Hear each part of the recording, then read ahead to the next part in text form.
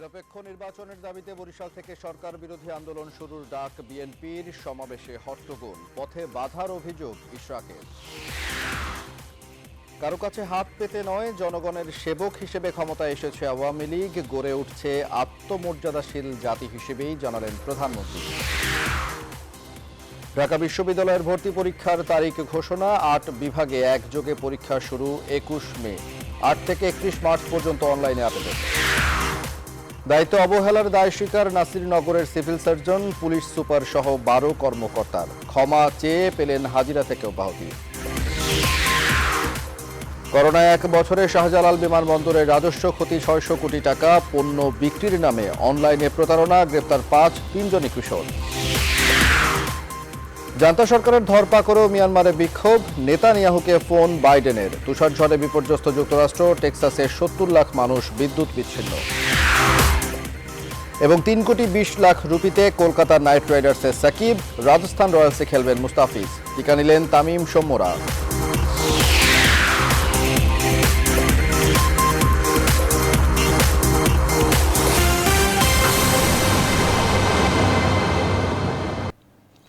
দর্শক, স্বাগত নিউজ 24 সংবাদে। আপনাদের সাথে আছি রাশেদ ইমাম। দেখছিলেন শিরোনাম, এবারে পুরো খবর।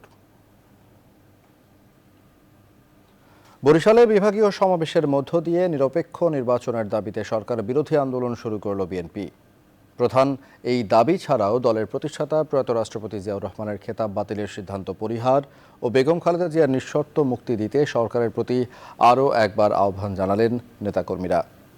ছাত্রদলের ২ গ্রুপের মধ্যে সংঘর্ষের ঘটনা ঘটলেও বিপুল সংখ্যক নেতাকর্মীর উপস্থিতিতে সমাবেশ সফল হয়েছে বলে দাবি বিএনপির। রাহাত খানের তথ্য, ছবিতে ডেস্ক রিপোর্ট। সমাবেশে যোগ দিতে বৃহস্পতিবার সকাল থেকেই বরিশাল জিলা স্কুল মাঠে জমায়েত হন বিএনপি নেতাকর্মীরা। দুপুর নাগাদ কানায় কানায় পূর্ণ হয় সমাবেশ স্থল। বিপুল সংখ্যক আইন শৃঙ্খলা বাহিনীর উপস্থিতিতে বেলা ৩টায় শুরু হয় বিএনপির পূর্ব নির্ধারিত এই বিভাগীয় সমাবেশ। বহুদিন বাদে বরিশালে বিএনপি নেতাকর্মীদের এমন উপস্থিতিতে তৈরি হয় উৎসবের আমেজ। মাঝে ছাত্রদলের ২ গ্রুপের সংঘর্ষে কিছুটা বিশৃঙ্খলা সৃষ্টি হলেও পরক্ষণেই কেন্দ্রীয় নেতাদের বক্তব্যে মনোযোগী হন নেতাকর্মীরা। বরিশাল সিটি কর্পোরেশনের সাবেক মেয়র মুজিবুর রহমান সারোয়ারের সভাপতিত্বে বক্তব্য রাখেন বিগত সিটি নির্বাচনগুলোতে বিএনপির পরাজিত মেয়র প্রার্থীরা।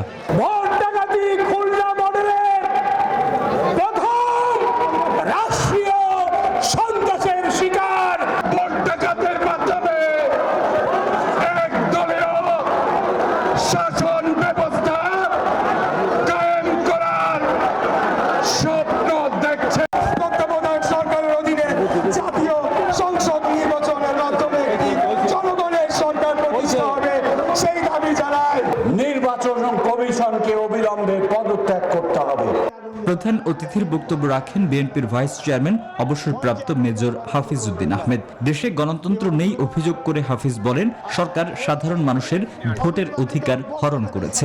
এই দুঃশাসন অবসান হবে, ইনশাআল্লাহ বিএনপি আবার রাষ্ট্র ক্ষমতায় যাবে।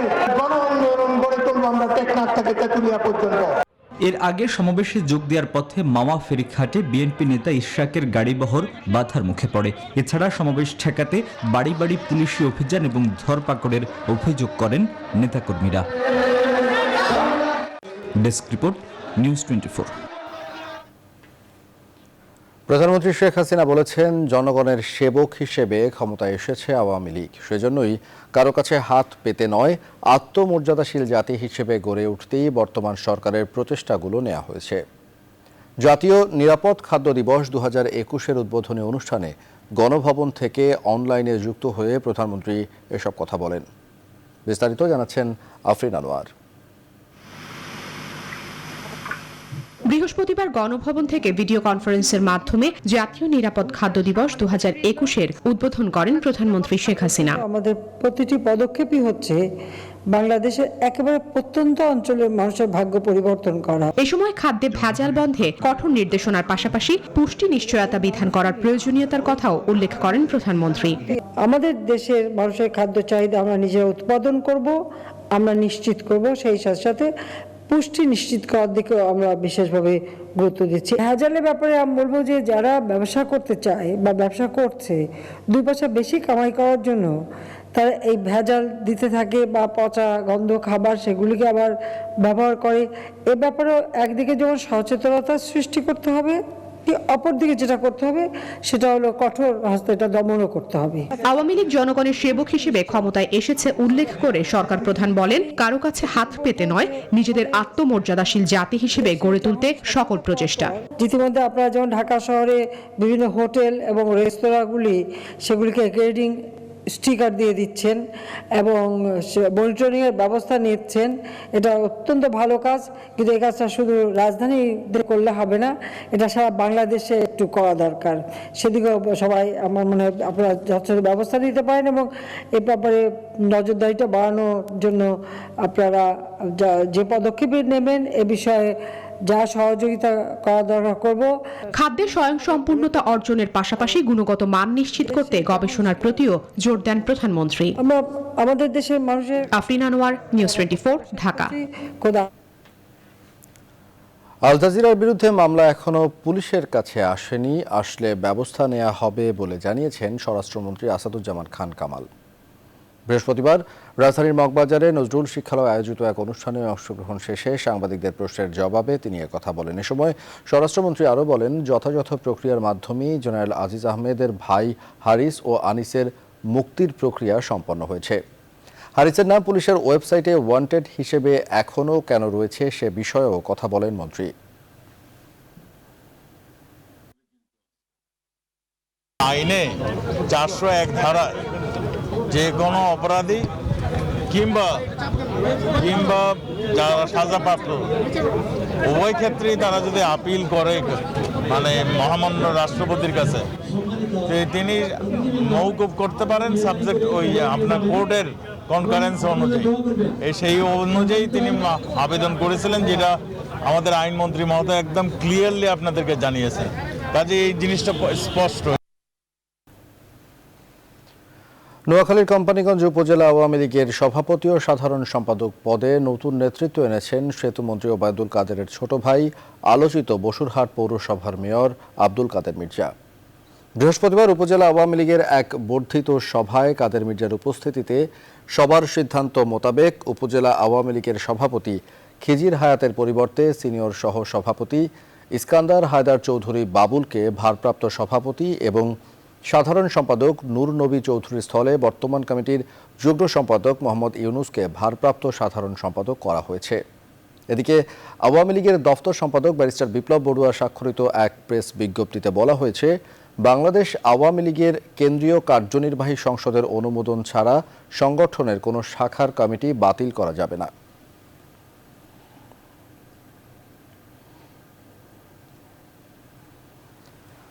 আগামী 21 মে বিজ্ঞান বিভাগের ক ইউনিটের মাধ্যমে শুরু হবে ঢাকা বিশ্ববিদ্যালয়ের ভর্তি পরীক্ষা।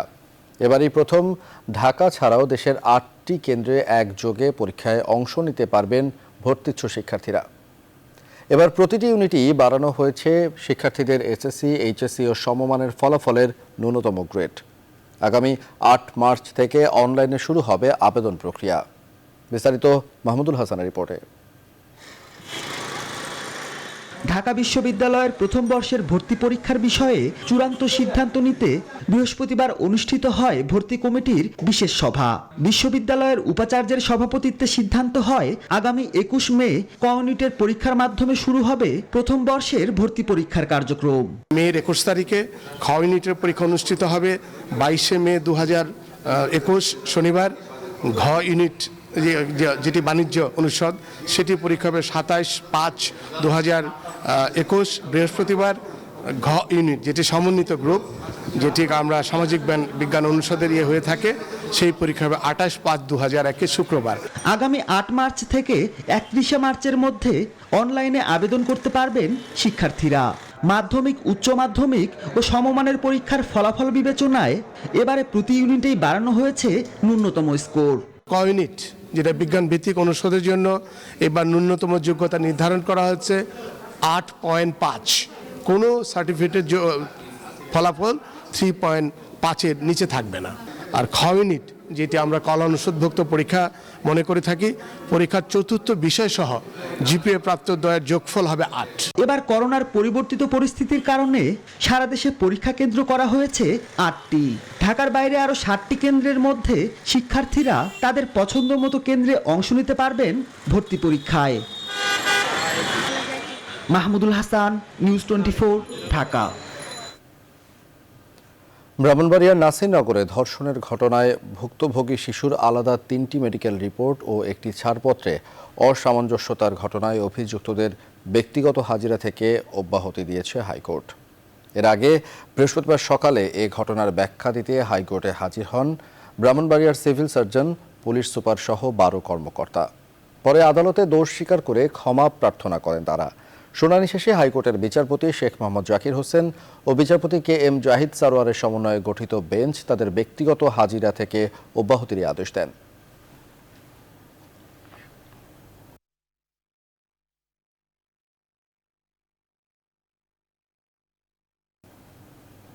এবার ফেব্রুয়ারি মাস নিয়ে আমাদের বিশেষ আয়োজন আমার 21 আমার ভাষা।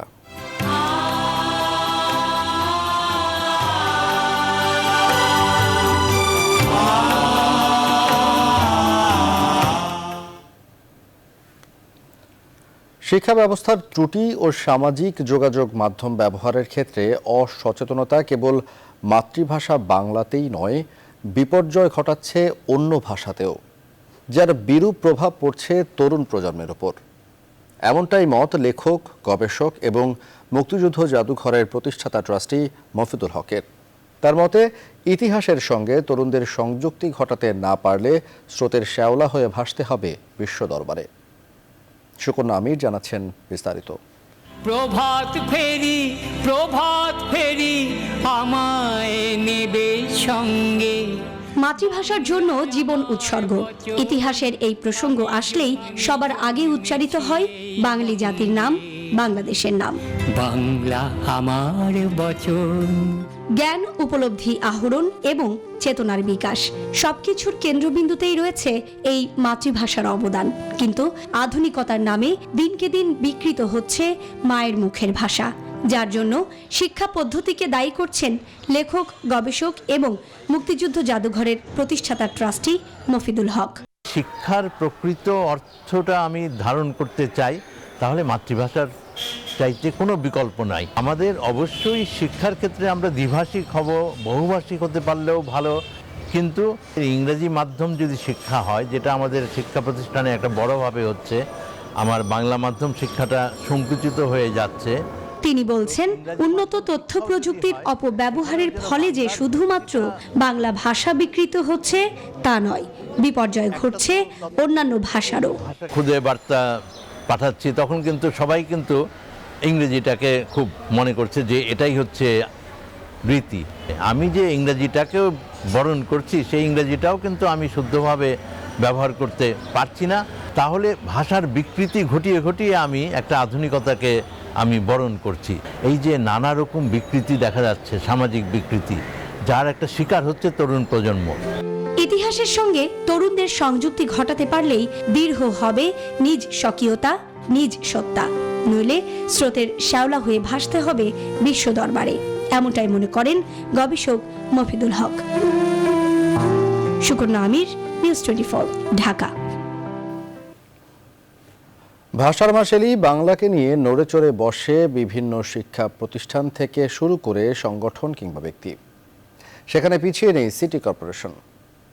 বৃহস্পতিবার রাজধানীর রামপুরায় সাইনবোর্ডে প্রতিষ্ঠানের নাম ফলকে হাইকোর্টের নির্দেশনা অনুসারে বাংলা ভাষা নিশ্চিত করতে ভ্রাম্যমাণ আদালত অভিযান চালায় ঢাকা উত্তর সিটি কর্পোরেশন। এই অভিযানে 13টি প্রতিষ্ঠানের বিরুদ্ধে মামলা ও 1,05,000 টাকা জরিমানা ছাড়াও ভেঙে ফেলা হয় 5টি সাইনবোর্ড। তবে অভিযান ও নিয়ম বিষয়ে জানতেন না বলে জানান দোকানিরা।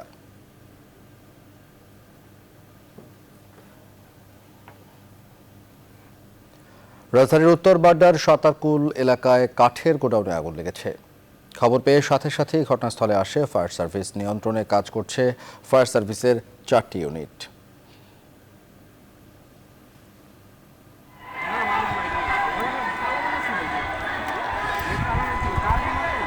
ফার্নিচারের কারখানা না লাগে।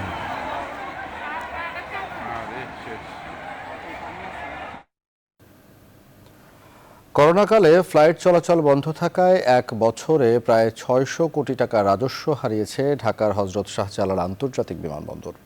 তবে সেই ধাক্কা সামলে ফের চিরচেনা রূপে ফিরছে বিমানবন্দরটি। বর্তমানে প্রতিদিন এই বিমানবন্দরে প্রায় অর্ধশত আন্তর্জাতিক ফ্লাইট এবং ১০০টি অভ্যন্তরীণ ফ্লাইট ওঠানামা করছে, যদিও স্বাস্থ্যবিধি মানায় অনীহা স্পষ্ট। করোনা এভিয়েশন খাত নিয়ে লাকমিনা জেসমিন সোমার ৪ পর্বের ধারাবাহিক প্রতিবেদনের শেষ পর্বে থাকছে ঢাকা এয়ারপোর্টের চিত্র। এয়ারপোর্টে যেন তিল ধারণের জায়গা নেই। ঢাকা থেকে সৌদি, কাতার, দুবাই সহ বিভিন্ন গন্তব্যে ফিরছেন এইসব যাত্রীরা, বেশিরভাগই অভিবাসী কর্মী। ফ্লাইট চালু হওয়ায় খুশি, তবে স্বাস্থ্যবিধি মানতে যত অনীহা তাদের। করোনা ভাইরাসের জন্য সমস্ত দূরত্ব রাখার জন্য করছে, এটা তো কিছুই হচ্ছে না। বলে মানুষের চলতেছে না।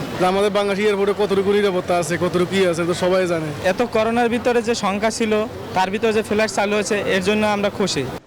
ঢাকা এয়ারপোর্টের এবারের এই দৃশ্য ৪ মাস আগের, যখন এয়ারপোর্ট জুড়ে ছিল শুনশান নীরবতা। করোনার ছোবলে ৩ মাস ফ্লাইট বন্ধ থাকায় অন্তত ৬০০ কোটি টাকা রাজস্ব হারিয়েছে সরকার। শাহজালাল আন্তর্জাতিক বিমানবন্দর কর্তৃপক্ষ বলছে ২০১৯ সালের এপ্রিল থেকে ডিসেম্বর এক বছরে অ্যারোনটিক্যাল, নন অ্যারোনটিক্যাল চার্জ বাবদ বিমানবন্দরের আয় হয়েছিল ১১০৫ কোটি টাকা, আর ২০২০ সালের একই সময়ে আয় হয়েছে তার অর্ধেকেরও কম, ৫০০ কোটি টাকা। তবে করোনার দ্বিতীয় ধাক্কা নিয়ে যতটা শঙ্কা ছিল, বাস্তবে তা ঘটেনি। সেকেন্ড ওয়েভের প্রভাব তেমন খুব একটা পড়েনি। রাদার আমাদের ফ্লাইটের যে ডিমান্ড বিভিন্ন এয়ারলাইন্সের, সৌদি এয়ারলাইন্স, কাতার এবং এমিরেটস এবং অন্যান্য এয়ারলাইন্সের, সমস্ত এয়ারলাইন্সের ফ্লাইটের ডিমান্ড অনেক বেশি, বাট তাদের চাহিদা মতো আমরা দিতে পারছি না, কারণ ডিউ টু আমাদেরকে স্বাস্থ্যবিধি মেনটেন করে, আপনারা জানেন যে সামাজিক দূরত্ব একটা বিষয় আছে, সুতরাং আমরা চাইলে আগের অবস্থা ফিরে আসতে পারবো না যতদিন আমাদের সঙ্গে কোভিড থাকবে। বিমানবন্দর কর্তৃপক্ষ জানায়, ঢাকা এয়ারপোর্টে বর্তমানে প্রতিদিন আন্তর্জাতিক রুটে প্রায় ৫০টি বাণিজ্যিক ফ্লাইট ওঠানামা করছে। স্বাভাবিক সময়ে এই সংখ্যা থাকে ১০০টির মতো, আর অভ্যন্তরীণ রুটে করোনার ধাক্কা সামলে স্বাভাবিক সময়ের মতোই পুরা দমে ফ্লাইট চলাচল শুরু হয়েছে। করোনার ধাক্কায় বিশ্বব্যাপী আন্তর্জাতিক ফ্লাইটগুলো তছনছ হলেও ঘুরে দাঁড়ানোর প্রচেষ্টায় বাংলাদেশের এভিয়েশন খাত। সিভিল এভিয়েশন কর্তৃপক্ষ বলছে, দেশের অর্থনৈতিক উন্নয়নের স্বার্থে ফ্লাইট বন্ধ করে নয়, বরং বাড়তি সতর্কতা অবলম্বনের মাধ্যমে বাংলাদেশের আকাশ উন্মুক্ত রাখতে চায় সরকার। লাকমিনা জেসমিন সোমা, নিউজ 24, ঢাকা। ৫ জনের ৩ জনই কিশোর। লোভনীয় বিজ্ঞাপন দিয়ে অনলাইনে পণ্য বিক্রির নামে নতুন ফাঁদ পেতেছিল তারা। গেল ৬ মাসে প্রতারণার মাধ্যমে মানুষের কাছ থেকে হাতিয়ে নিয়েছে মোটা অঙ্কের টাকা। শেষ পর্যন্ত অবসান ঘটল এই বাণিজ্যের। ৫ সদস্যকে নওগাঁ থেকে গ্রেফতার করেছে পুলিশের সাইবার ক্রাইম ইউনিট।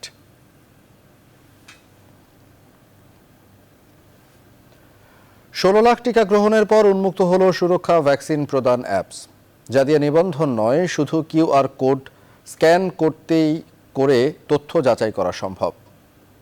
বৃহস্পতিবার সকালে রাজধানীর কুর্মিটোলা জেনারেল হাসপাতালে অ্যাপের উদ্বোধন করেন স্বাস্থ্যমন্ত্রী। টিকা কেন্দ্রে যেতে অক্ষম ব্যক্তিদের জন্য বিকল্প পরিকল্পনার কথাও জানান তিনি। রিশাদ হাসান জানাচ্ছেন বিস্তারিত। ২৭ জানুয়ারি আনুষ্ঠানিকভাবে করোনা টিকা নিতে নিবন্ধনের ডিজিটাল প্ল্যাটফর্ম সুরক্ষা উদ্বোধন করা হয়। এর আগে ওয়েবের পাশাপাশি স্মার্টফোনের জন্য একটি অ্যাপস তৈরির কথা থাকলেও সারা দেশে টিকা প্রয়োগের 10 দিন পেরিয়ে গেলেও মেলেনি সেই অ্যাপস। বৃহস্পতিবার সকালে রাজধানীর কুর্মিটোলা জেনারেল হাসপাতালে সুরক্ষা ভ্যাকসিন প্রদান অ্যাপের উদ্বোধন করেন স্বাস্থ্যমন্ত্রী। ততদিনে টিকা গ্রহণকারীর সংখ্যা পেরিয়েছে ১৬ লাখ। তবে এর মাধ্যমে নিবন্ধন নয়, শুধুমাত্র কিউআর কোড স্ক্যান করে তথ্য যাচাই করা সম্ভব। উদ্বোধন শেষে মন্ত্রী জানান, যারা কোনো অবস্থাতেই কেন্দ্রে এসে টিকা নিতে পারবেন না, তাদের জন্য বিকল্প পরিকল্পনা করছে স্বাস্থ্যসেবা বিভাগ। যারা একদম বেড রিডেন, যারা আসতে পারবে না হাসপাতালে, তাদের জন্য একটা কি ভালো সুব্যবস্থা করা যায় সেই চিন্তাও আমরা করছি। আপনারা অতি শীঘ্র সেই বিষয়ে জেনে যাবেন। ২২ ফেব্রুয়ারি আসছে টিকার দ্বিতীয় চালান। এবার কি পরিমাণ টিকা আসছে তার সঠিক কোনো তথ্য নেই বেক্সিমকো ও স্বাস্থ্য মন্ত্রণালয়ের কাছে, তবে তা 50 লাখের কম বলে জানান বেক্সিমকোর ব্যবস্থাপনা পরিচালক। হয়েছিল আমাদের দেশে রেজিস্ট্রেশন হওয়ার পরে 1 মাস পরে থেকে ওরা 50 লক্ষ করে দিবে। কাজে আমাদের ফার্স্ট লটই আসার কথা ফেব্রুয়ারি মাসে। আমরা যেটা জানুয়ারিতে 50 পেয়েছি ওটা তো অ্যাডভান্স পেয়ে গিয়েছি, এটা তো ফেব্রুয়ারিতে আসার কথা। কাজে এই মাসে যদি 20 লাখ আসে তাহলে মনে করেন এটা এক্সট্রা পাচ্ছি। এছাড়াও মার্চের প্রথম সপ্তাহে বিশ্ব স্বাস্থ্য সংস্থা ও গ্যাভির অ্যালায়েন্স কোভ্যাক্স থেকে টিকা আসবে বলেও জানান স্বাস্থ্যমন্ত্রী। রিশাদ হাসান, নিউজ 24, ঢাকা। বিভ্রান্তি ও অপপ্রচারে কান না দিয়ে সবাইকে করোনার টিকা নেয়ার আহ্বান জানিয়েছেন পররাষ্ট্রমন্ত্রী ডক্টর এ.কে আব্দুল মোমেন। বৃহস্পতিবার সকালে মহাখালী শেখ রাসেল গ্যাস্ট্রোলিভার ইনস্টিটিউট ও হাসপাতালে করোনা টিকা নেয়ার পর তিনি এই কথা বলেন। একই হাসপাতালে বাংলাদেশে নিযুক্ত British high commissioner Robert Dixon ও নরওয়ে, ব্রাজিল, মালদ্বীপ সহ বেশ কয়েকটি দেশের কূটনীতিকরাও করোনার টিকা নেন। পরে সাংবাদিকদের সাথে আলাপকালে টিকা ব্যবস্থাপনার প্রশংসা করেন তারা।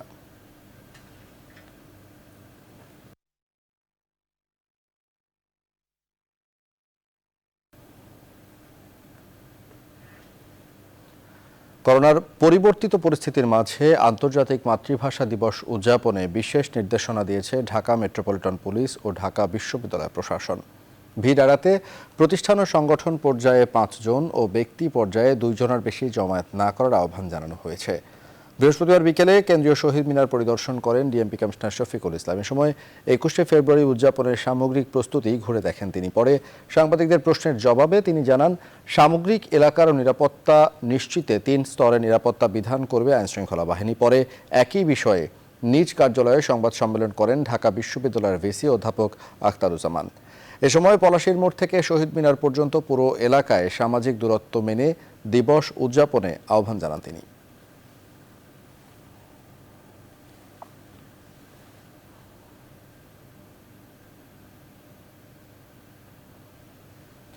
সড়ক দুর্ঘটনা নিয়ন্ত্রণ ও সড়ক নিরাপত্তায় ইজি বাইক 3 হুইলার জাতীয় অটোরিকশা রেজিস্ট্রেশনের আওতায় আনতে যাচ্ছে সরকার।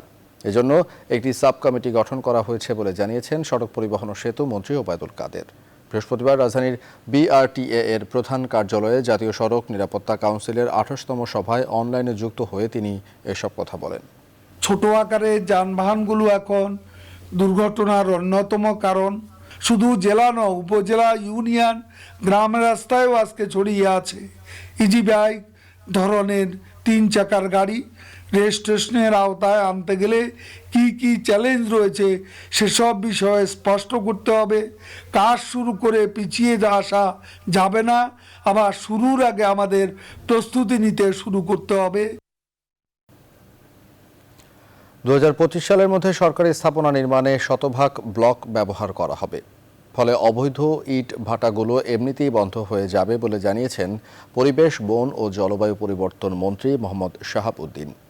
বৃহস্পতিবার সচিবালয়ে জাতীয় পরিবেশ কমিটি নির্বাহী কমিটির 15তম সভা শেষে সাংবাদিকদের তিনি এ কথা বলেন।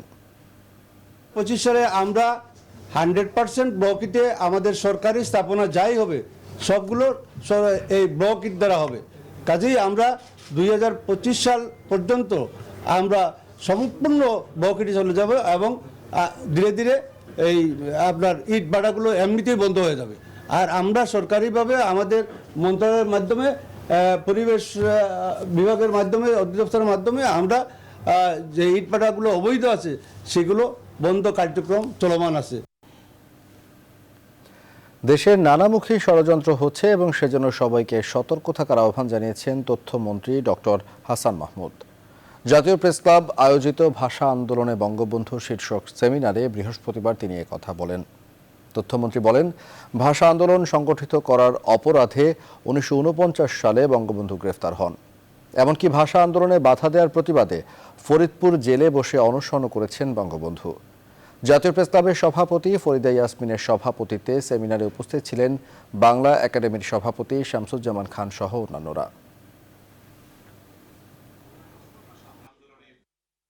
মূল দায়িত্ব ইতিহাসের অনেক অজানা তথ্যকে তুলে ধরা। অনেক কথা ইতিহাসে লেখা হয়, অনেক কথা হয় না, কিন্তু ইতিহাসের মূল যে চরিত্র সেগুলো আসলে বেরিয়ে আসে। যতই ইতিহাসকে ধামাচাপা দেওয়ার চেষ্টা হোক না কেন, সেই তথ্য বেরিয়ে আসবে।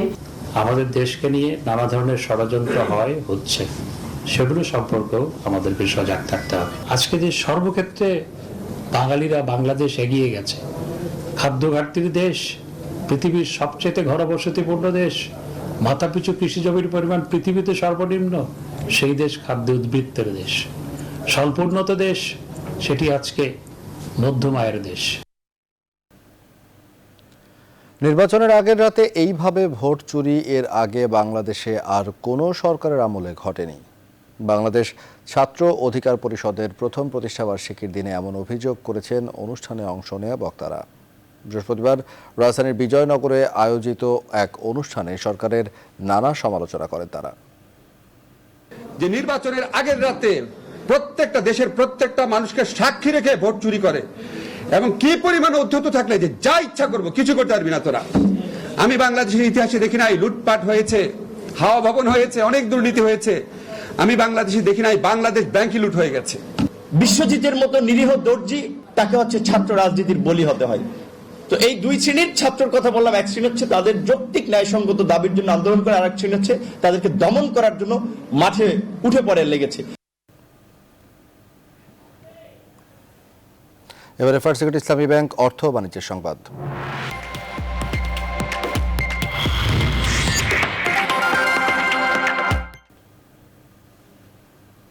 পতনের মধ্য দিয়ে সপ্তাহের শেষ কার্যদিবসের লেনদেন হয়েছে দেশের দুই পুঁজিবাজারে। বৃহস্পতিবার প্রধান পুঁজিবাজার ঢাকা স্টক এক্সচেঞ্জ ডিএসসির প্রধান সূচক ডিএসসিএক্স কমেছে প্রায় 28 পয়েন্ট। সূচকের পাশাপাশি কমেছে বড় অঙ্কের লেনদেন। ঢাকার বাজারে লেনদেনে অংশ নেওয়া কোম্পানিগুলোর মধ্যে দর বেড়েছে 76টির, কমেছে 144টির, আর অপরিবর্তিত দেখা গেছে 126টি কোম্পানিকে। এদিকে দেশের অপর পুঁজিবাজার চট্টগ্রাম স্টক এক্সচেঞ্জ সিএসসিতে মোট লেনদেন হয়েছে 23,53 লাখ টাকা। এদিন সিএসসির প্রধান সূচক কমেছে 120 পয়েন্ট।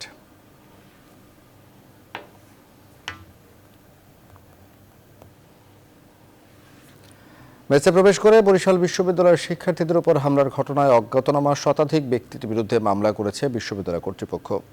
বৃহস্পতিবার বরিশালের কোতোয়ালি থানায় মামলা দায়ের করা হয়। এদিকে 48 ঘন্টার মধ্যে হামলাকারীদের গ্রেফতারের দাবিতে বৃহস্পতিবার সকালে বরিশাল কুয়াকাটা মহাসড়ক অবরোধ করে শিক্ষার্থীরা। পরে অভিযুক্তদের গ্রেফতারের আশ্বাসে অবরোধ তুলে নেয় তারা। এদিকে শিক্ষার্থীদের নির্যাতনের প্রতিবাদে ও হামলাকারীদের গ্রেফতারের দাবিতে বরিশালে বিক্ষোভ সমাবেশ ও মিছিল করেছে সমাজতান্ত্রিক ছাত্র ফ্রন্ট। একই দাবিতে যশোর সরকারি এমএম কলেজ এবং গোপালগঞ্জ বঙ্গবন্ধু শেখ মুজিবুর রহমান বিজ্ঞান ও প্রযুক্তি বিশ্ববিদ্যালয় ক্যাম্পাসে মানববন্ধন করেছে শিক্ষার্থীরা।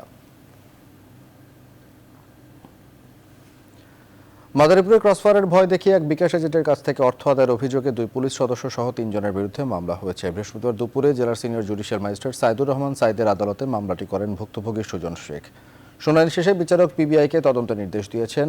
মামলার আসামিরা হলেন দত্তপাড়া পুলিশ তদন্ত কেন্দ্রের এএসআই মাহবুব ও কনস্টেবল সোহাগ এবং শিবচরের সূর্যনগর এলাকার টুম্পা টেলিকম অ্যান্ড মোবাইল কর্নারের মালিক টোকন ব্যাপারী। মাদারীপুরের অতিরিক্ত পুলিশ সুপার মোহাম্মদ আব্দুল হান্নান জানান, তদন্তে অপরাধ প্রমাণিত হলে ওই পুলিশ সদস্যদের বিরুদ্ধে ব্যবস্থা নেওয়া হবে। এবারে করোনা পরিস্থিতি। দেশে একদিনে করোনায় আরও 15 জনের মৃত্যু হয়েছে। এ নিয়ে মোট মারা গেছেন 8,329 জন। বৃহস্পতিবার স্বাস্থ্য অধিদপ্তরের সংবাদ বিজ্ঞপ্তিতে তথ্য জানানো হয়। 24 ঘন্টায় দেশে করোনায় শনাক্ত হয়েছে 391 জন এবং এ নিয়ে মোট শনাক্ত হয়েছেন 5,42,268 জন। একদিনে সুস্থ হয়েছেন 678 জন এবং এ পর্যন্ত মোট সুস্থ হয়েছেন 4,89,931 জন। এদিকে বৃহস্পতিবার সারা দেশে টিকা নিলেন 2,61,945 জন এবং এ পর্যন্ত মোট টিকা নিয়েছেন 18,48,313 জন।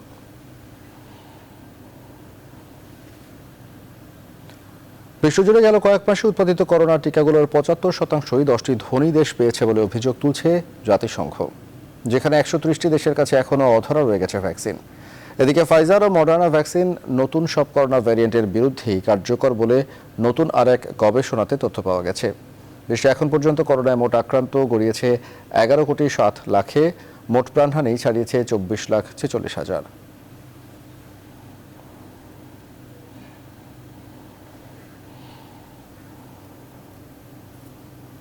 এবারে আন্তর্জাতিক প্রসঙ্গ।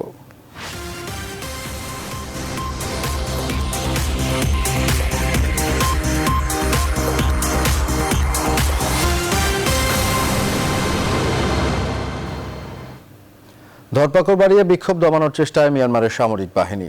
দেশের সরকারি দপ্তরগুলোতে চলা ধর্মঘট উৎসাহিত করায় 6 জনপ্রিয় ব্যক্তির বিরুদ্ধে গ্রেফতারি পরোয়ানা জারি করেছে জনতা সরকার। তাদের বিরুদ্ধে সরকারি কর্মচারীদের আইন অমান্য আন্দোলনে যোগ দিতে উৎসাহিত করার অভিযোগ আনা হয়েছে। এ পর্যন্ত গ্রেফতার হয়েছে প্রায় 500 মানুষ।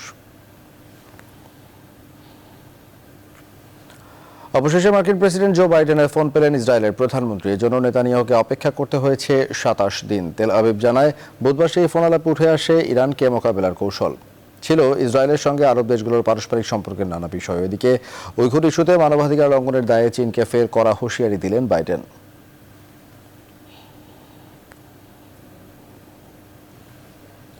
যুক্তরাষ্ট্রের বিভিন্ন অঙ্গরাজ্যে ভয়াবহ তুষারঝড়ে অন্তত 38 জনের মৃত্যু হয়েছে। তীব্র তুষারপাতের কারণে সবচেয়ে বেশি বিপর্যস্ত হয়ে পড়েছে টেক্সাস অঙ্গরাজ্য।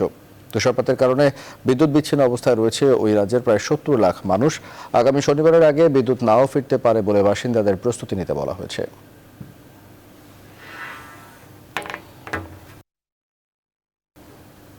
এবারে news 24 sports.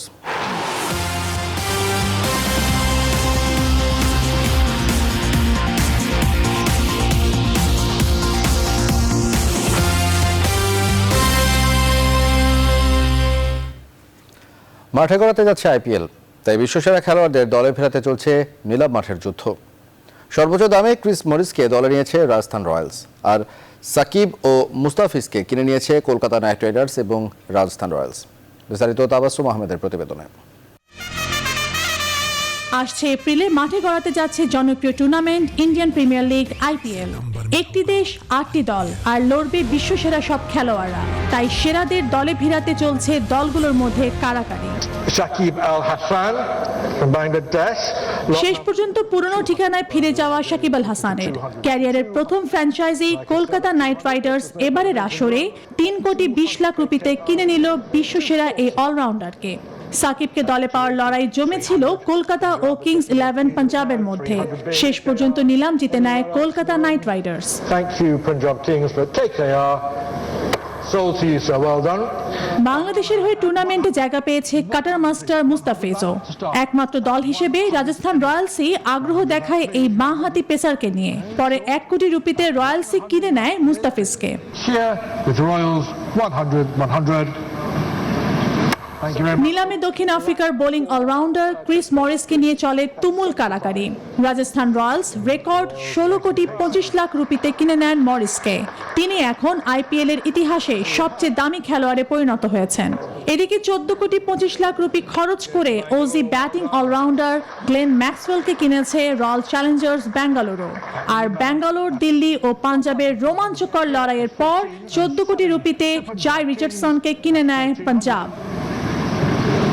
Thank you, madam. Yours at 14. Tabassum Ahmed, news 24। প্রথম দফায় করোনা টিকা দেওয়া হয়েছে জাতীয় দলের ক্রিকেটারদের। বৃহস্পতিবার রাজধানীর কুর্মিটোলা জেনারেল হাসপাতালে তামিম, সৌম্য, মিরাজ, তাসকিন সহ 6 ক্রিকেটার এবং কোচিং স্টাফদের ভ্যাকসিন দেওয়া হয়। টিকা নেওয়ার পর সবাই জানিয়েছেন নিজেদের সুস্থতার কথা। ধীরে ধীরে সব ক্রিকেটারদের ভ্যাকসিনের আওতায় নিয়ে আসার কথা জানিয়েছেন বিসিবি সভাপতি নাজমুল হাসান পাপন।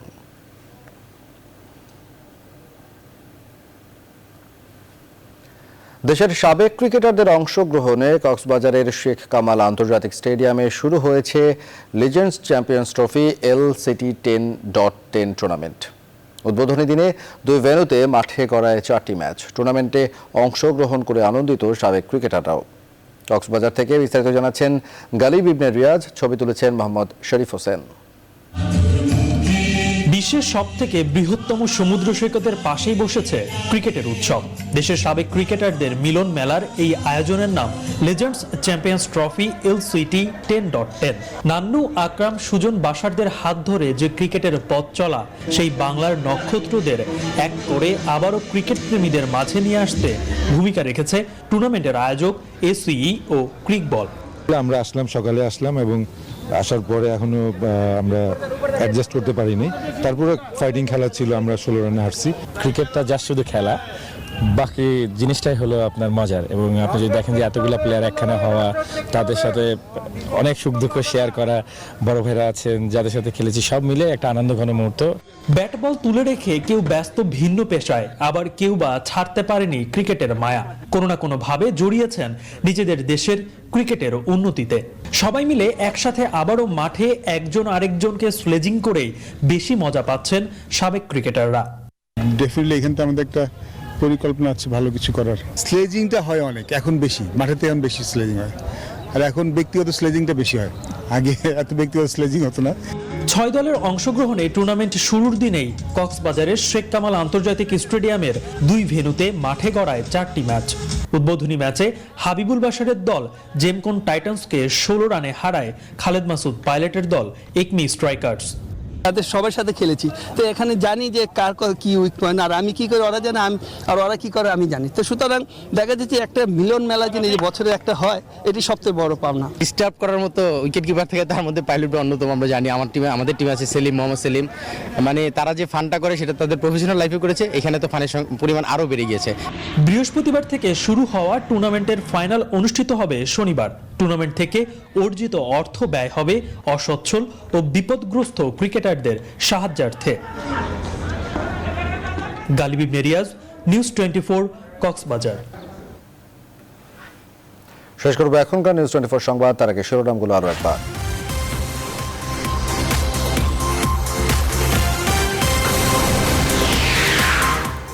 নিরপেক্ষ নির্বাচনের দাবিতে বরিশাল থেকে সরকার বিরোধী আন্দোলন শুরুর ডাক বিএনপির। সমাবেশে হট্টগোল, পথে বাধার অভিযোগ ইশরাকের। কারো কাছে হাত পেতে নয়, জনগণের সেবক হিসেবে ক্ষমতায় এসেছে আওয়ামী লীগ, গড়ে উঠছে আত্মমর্যাদাশীল জাতি হিসেবেই, জানালেন প্রধানমন্ত্রী। ঢাকা বিশ্ববিদ্যালয়ের ভর্তি পরীক্ষার তারিখ ঘোষণা, 8 বিভাগে একযোগে পরীক্ষা শুরু 21 মে, 8 থেকে 31 মার্চ পর্যন্ত অনলাইন আবেদন। দায়িত্ব অবহেলার দায় স্বীকার নাসিরনগরের সিভিল সার্জন, পুলিশ সুপার সহ 12 কর্মকর্তার। ক্ষমা চেয়ে পেলেন হাজিরা থেকে অব্যাহতি। করোনা 1 বছরে শাহজালাল বিমানবন্দরের রাজস্ব ক্ষতি 600 কোটি টাকা। পণ্য বিক্রির নামে অনলাইনে প্রতারণা, গ্রেপ্তার 5, 3 জনই কিশোর। জান্তা সরকারের ধরপাকড়েও মিয়ানমারে বিক্ষোভ, নেতানিয়াহুকে ফোন বাইডেনের। তুষারঝড়ে বিপর্যস্ত যুক্তরাষ্ট্র, টেক্সাসে 70 লাখ মানুষ বিদ্যুৎ বিচ্ছিন্ন। এবং 3 কোটি 20 লাখ রুপিতে কলকাতা নাইট রাইডার্সের সাকিব, রাজস্থান রয়্যালসে খেলবেন মুস্তাফিজ। টিকা নিলেন তামিম সৌম্যরা। দর্শক, এই ছিল এখনকার সংবাদে। পুরো সময়ের সাথে থাকায় ধন্যবাদ সবাইকে।